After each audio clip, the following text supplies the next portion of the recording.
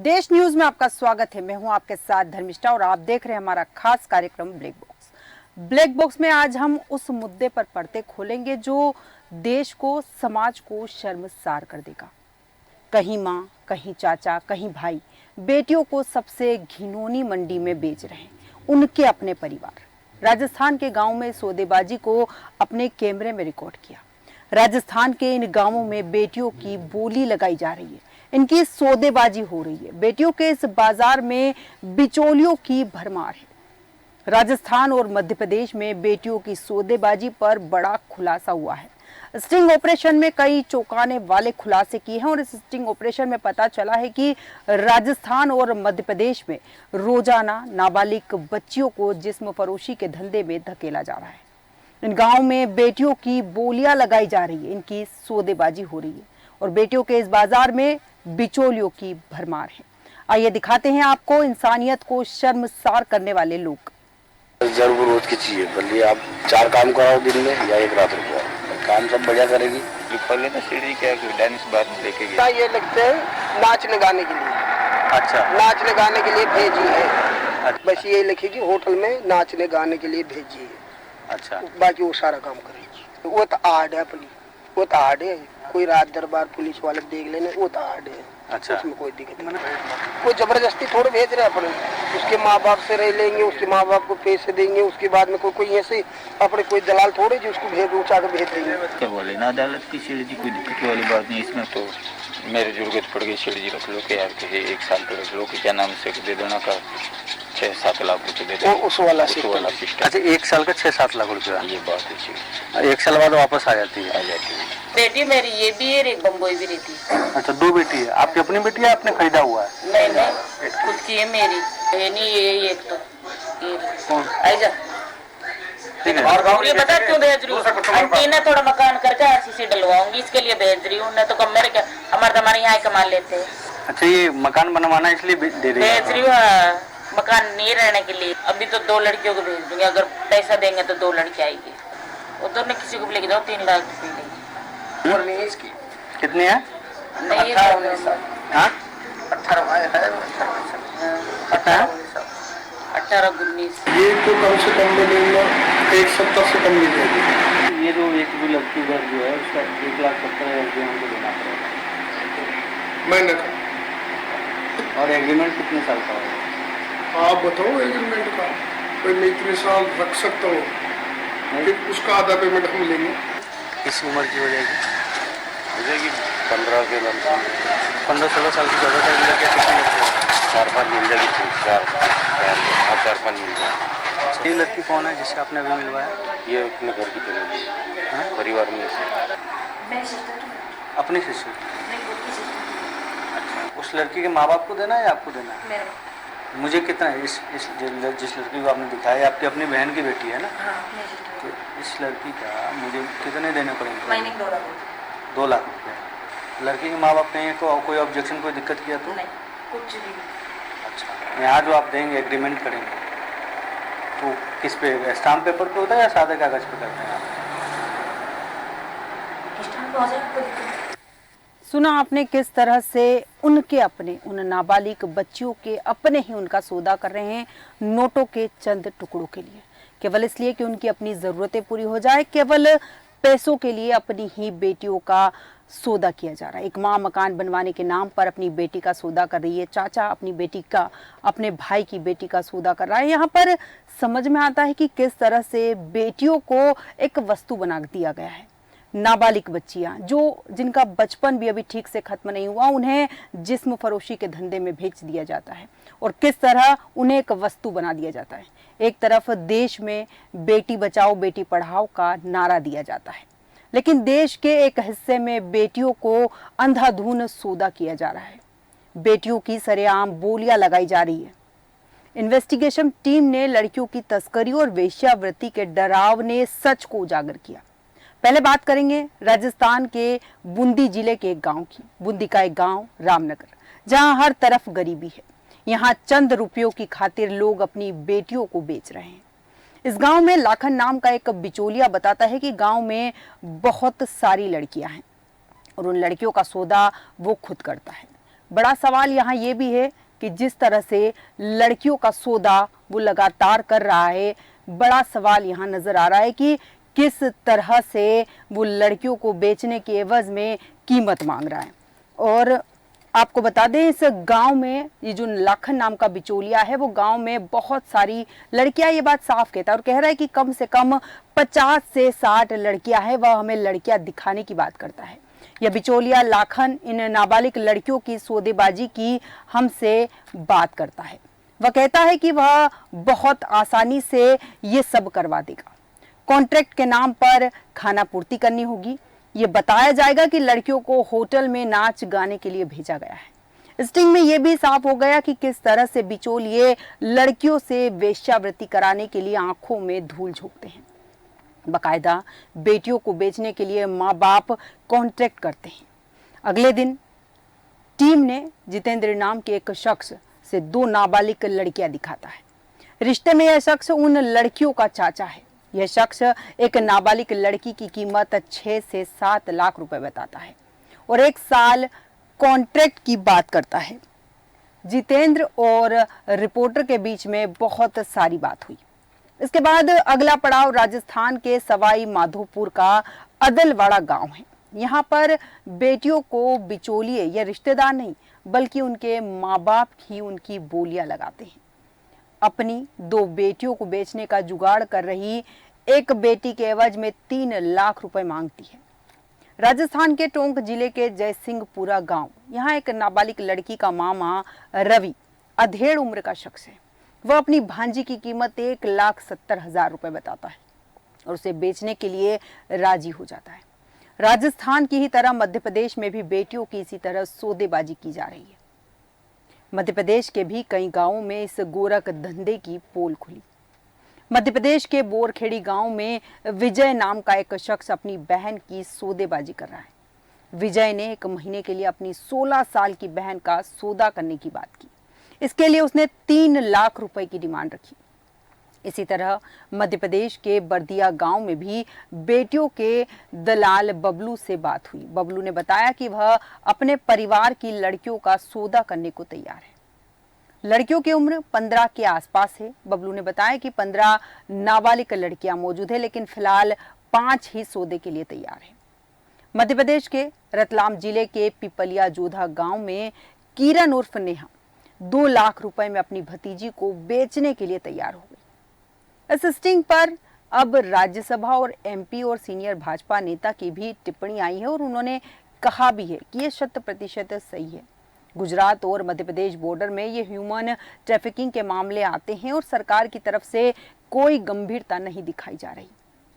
पहले भी बच्चों को लेकर शिकायत की गई, यह मुद्दा था, पर पिछले 4 साल में मामले लगातार बढ़ रहे हैं। मानवाधिकार संगठन people's union for civil liberties PUCL ने कहा कि बेटी का जो बाजार है, इस संबंध में सरकार को लिखा गया है कि लगातार जिस तरह से बेटियों का सौदा हो रहा है, नाबालिग बच्चों को पैसों की भेंट चढ़ाया जा रहा है, उन्हें बलि दी जा रही है, ऐसे में उसे रोकने के लिए लगातार कार्रवाई की बात की जा रही है। आंकड़ों से मानव तस्करी रैकेट की वास्तविकता का पता नहीं चलता, क्योंकि आंकड़े कई बार आधे अधूरे प्रस्तुत किए जाते हैं। राजस्थान के इन जिलों में मानव तस्करी रोधी दस्तों को मुस्तैदी से यहाँ काम करना चाहिए और इस स्टिंग से ये भी पता चलता है कि मानव तस्कर असल में परिजन और रिश्तेदार ही हैं और इन पर पॉक्सो एक्ट के तहत मामला भी दर्ज होना चाहिए। हम बात करेंगे मध्य प्रदेश के शहडोल जिले में कम उम्र की लड़कियों को खरीदने बेचने के कई मामले सामने आ रहे हैं। यहाँ महज 50,000 से 2 लाख रुपए में दलाल लड़कियों का सौदा करवा देते हैं। आश्चर्य की बात तो यह है कि कई मामलों में लड़कियों के पिता, रिश्तेदार और सगे संबंधी भी शामिल होते हैं। लड़कियों को खरीदने बेचने का यह चक्कर सिर्फ मध्य प्रदेश तक ही सीमित नहीं है, बल्कि यहाँ की किशोरियों को दलाल राजस्थान, गुजरात, महाराष्ट्र, पश्चिम बंगाल, बांग्लादेश सहित कई राज्यों में जाकर बेच आते हैं। हैरानी की बात तो यह है कि महज 3 साल में पुलिस के पास करीब 500 से अधिक लड़कियों के गायब होने के मामले सामने आए हैं। गरीबी और बेरोजगारी के बीच आदिवासी इलाकों से किशोरियां गायब हो रही है। रोजगार का प्रलोभन देकर किशोरियों को अगवा कर 2 से 3 लाख रुपए में बेचा जा रहा है। संभाग में मानव तस्करी के खिलाफ 2 बड़ी कार्रवाई के बाद तस्करों के अलग अलग प्रांतों से तार जुड़े मिले थे।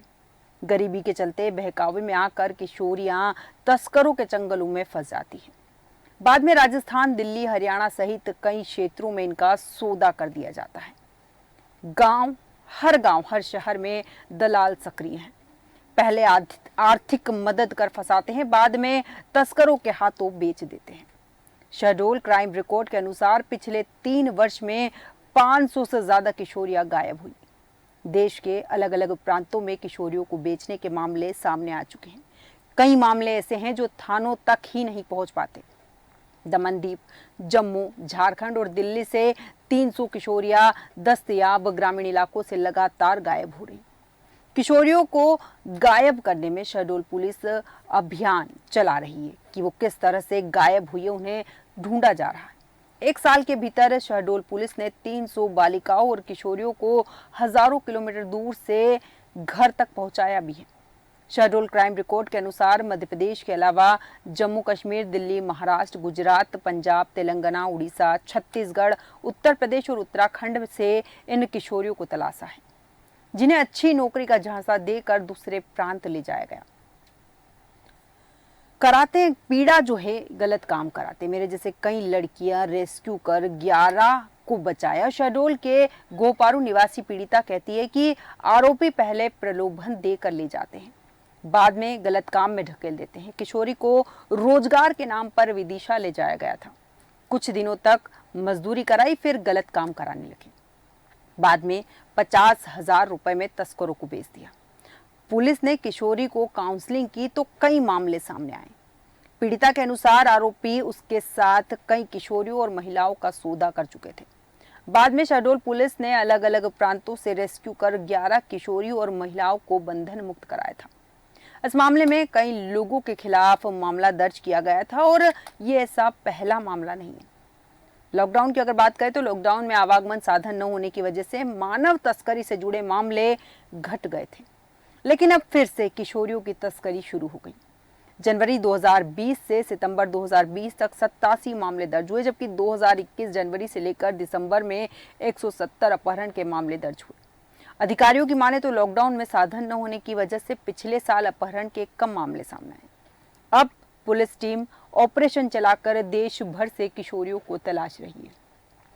जिंदगियां बचाने हर केस में 3 से 5 हजार रुपए कई वर्षों से गायब किशोरियों की पतासाजी में अधिकारी मैदानी अमले को प्रोत्साहन राशि दे रही है। अपहरण के मामले में किशोरी को मध्य प्रदेश से दस्तयाब करने पर 3,000 और प्रदेश के बाहर से तलाशने पर 5,000 रुपए की प्रोत्साहन राशि भी दी जाती है। लेकिन सवाल यहाँ ये है कि किस तरह से ये बेटियां बिक्री की भेंट चल जाती है। आइए आपको कुछ केस बताते हैं। एक केस है 2.5 लाख रुपए में बालिका को बेचा। अनूपपुर में परिजनों ने राजस्थान में 2.5 लाख रुपए में 14 वर्ष की बेटी का सौदा कर दिया। 10 अक्टूबर 2021 को अनूपपुर पुलिस ने मानव तस्कर गिरोह के 5 आरोपियों को गिरफ्तार किया था। मामले में पिता की भी भूमिका थी। आरोपी अनूपपुर से बालिका को राजस्थान ले जा रहे थे, तभी पुलिस ने गिरफ्तार किया। पिता सहित 10 तस्करों के खिलाफ मामला दर्ज किया था। पूछताछ में सामने आया था कि आरोपियों के तार छत्तीसगढ़, राजस्थान और मध्य प्रदेश के ग्वालियर, दतिया से जुड़े हैं। दूसरे केस की यहाँ बात करेंगे। दलाल ने 2 किशोरिया का सौदा किया।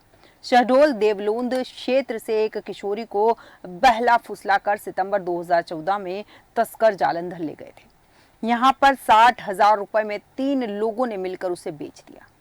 आरोपी घुमाने के नाम पर पहले छतरपुर ले गया, वहां 6 माह रखने के बाद पंजाब के राम किशोर के साथ सौदा तय कर दिया। परिजनों की शिकायत पर पुलिस ने सुराग जुटाते हुए पंजाब में दबिश देकर किशोरी को पकड़ा। तस्कर पूरन ने पूछताछ में कई मामले सामने आए। बाद में एक और किशोरी को पुलिस ने बचाया था।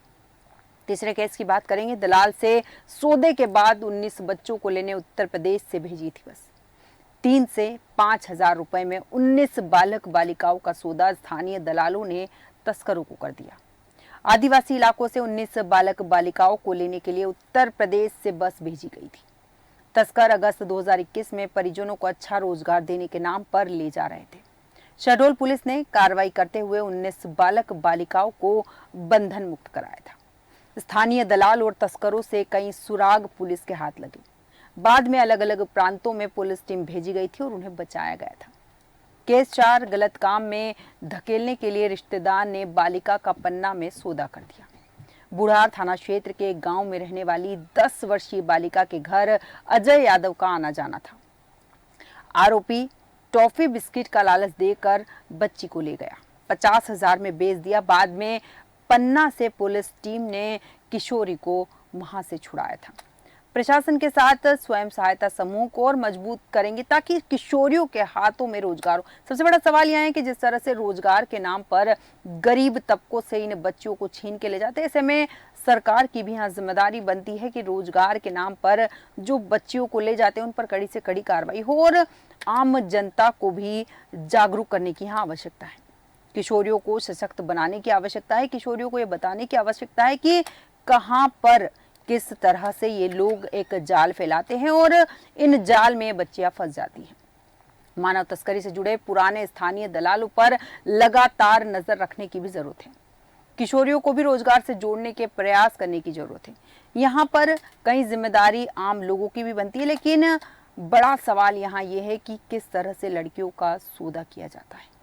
लड़कियों को बेचना समाज का बेहद घिनौना काम माना जाता है, लेकिन दुनिया में एक ऐसा देश भी है जहां लड़कियों की शादी ही बाजार है। ब्राइड सेलिंग मार्केट में बिकने के बाद ही होती है। लड़कियों को लेकर उनके माता पिता ही दुल्हनों की मंडी में पहुंचते हैं और इस मंडी में दुल्हन के तमाम खरीदार होते हैं जो उसकी बोली लगाते हैं। फिर माता पिता सबसे ज्यादा बोली लगाने वाले से अपनी बेटी का रिश्ता तय कर देते हैं।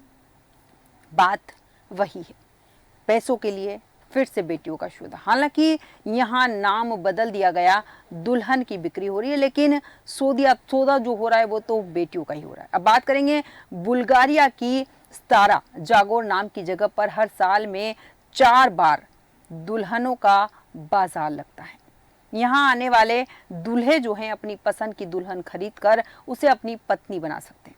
ये परंपरा है। उन लोगों का कहना है कि ये परंपरा है, लेकिन ये परंपरा कई सालों से चली जा रही है जहां पर बेटियों को पैसे के लिए बेच दिया जाता है। यहाँ लड़कियों को 14 साल तक स्कूल से भी निकाल लिया जाता है, उन्हें कॉलेज भी नहीं भेजा जाता, क्योंकि दुल्हनों की मंडी में सिर्फ 2 योग्यताएं चाहिए।